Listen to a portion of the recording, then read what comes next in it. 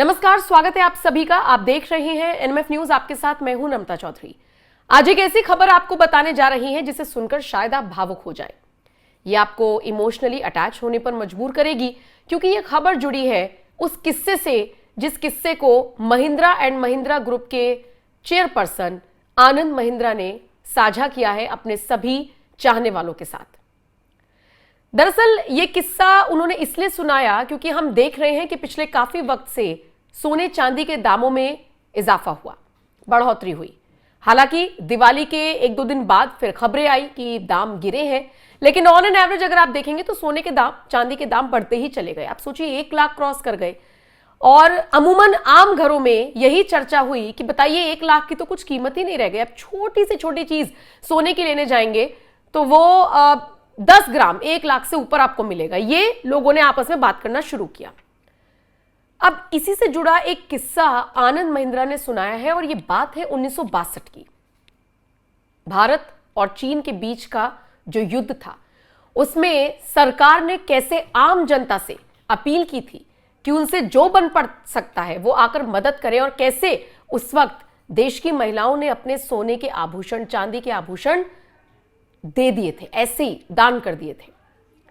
और यही किस्सा आनंद महिंद्रा ने जब सुनाया तो उन्होंने अपनी माताजी का भी जिक्र किया। बताया कि मैं तो 7 साल का था, लेकिन मैंने देखा कैसे मेरी माताजी ने सारे सोने चांदी के आभूषण उस वक्त दे दिए थे सरकार के कहने पर। अब जब उन्होंने ये किस्सा सुनाया, 1962 का दौर याद किया जब भारत चीन के बीच युद्ध हुआ था, तो निश्चित तौर पर हर कोई अलग अलग प्रतिक्रिया दे रहा है। आनंद महिंद्रा ने अपने बचपन की याद सोशल मीडिया पोस्ट के बाद शेयर की। एक ऐसा पोस्ट जिसमें कि बताया गया कि आज भारतीय महिलाओं के पास अनुमानित 24,000 से 25,000 टन के आसपास सोना मौजूद है। यह आंकड़ा वैश्विक स्तर पर सबसे बड़े निजी होल्डिंग्स में से एक है। यहां तक कि अमेरिका से लेकर जर्मनी जैसे बड़े देशों के गोल्ड रिजर्व से भी ये ज्यादा है। जब यह पोस्ट किसी ने किया तो उस पर आनंद महिंद्रा अपना किस्सा सुनाने से खुद को रोक नहीं पाए।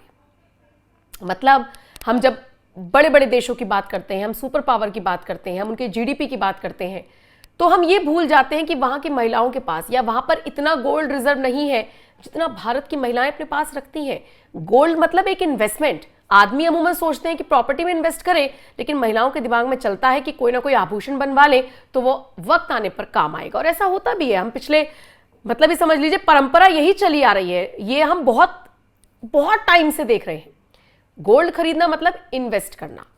और यही किस्सा सुनाते हुए नजर आए हैं आनंद महिंद्रा, जिसमें उन्होंने सबसे पहले तो लिखा, impressive statistic, it brought back to me a vivid childhood memory.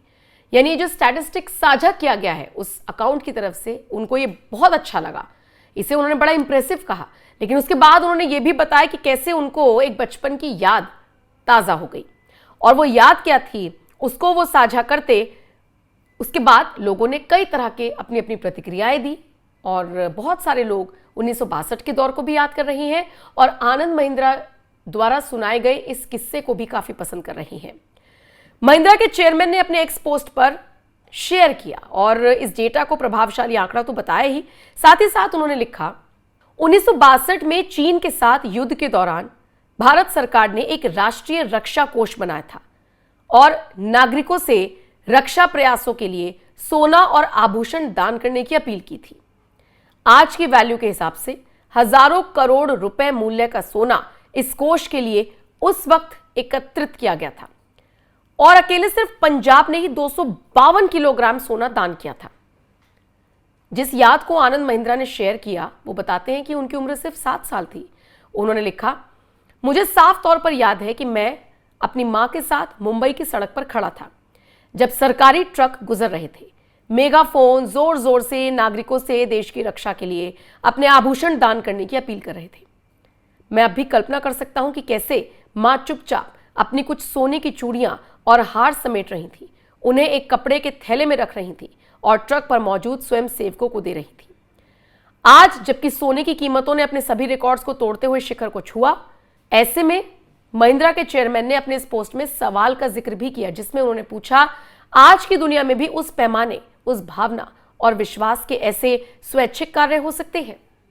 और ये सवाल अगर मैं आपसे पूछूं कि क्या वक्त पड़ने पर आप ये कदम उठा सकते हैं? हो सकता है आप में से बहुत सारे लोगों का जवाब हाँ होगा, लेकिन बहुत सारे लोगों के जहन में सबसे पहले ये आएगा कि नहीं नहीं, ये बहुत महंगी चीज़ है, हमारे काम आएगी। लेकिन देखिए, देशभक्ति को ऊपर रखा गया, राष्ट्रभक्ति को ऊपर रखा गया, और आनंद महिंद्रा ने अपने बचपन के इसी किस्से को उस वक्त साझा किया जब हम बात कर रहे हैं कि सोने का दाम तो बढ़ रहा है, तो चांदी का दाम बढ़ रहा है। और ऐसे में एक शख्स ने पोस्ट किया जिसमें उसने स्टैटिस्टिक्स शेयर किए, जिसमें उसने ये बताने की कोशिश की कि कैसे महिलाओं के पास इतना आभूषण है जितना कि कई देशों के पास नहीं है। वो देश जिनको हम बड़ा सुपर पावर समझते हैं, जिनको हम जीडीपी के मामले में, जिनकी इकोनॉमी को हम काफ़ी आगे समझते हैं, हमारे देश की महिलाओं ने अपने पास इतना गोल्ड जमा कर रखा है कि वो कई देशों के मुकाबले बहुत ज़्यादा है। और ये अपने आप में बड़ा अच्छा आंकड़ा है और राहत भरी खबर भी, देश के लिहाज से, इकोनॉमी के लिहाज से।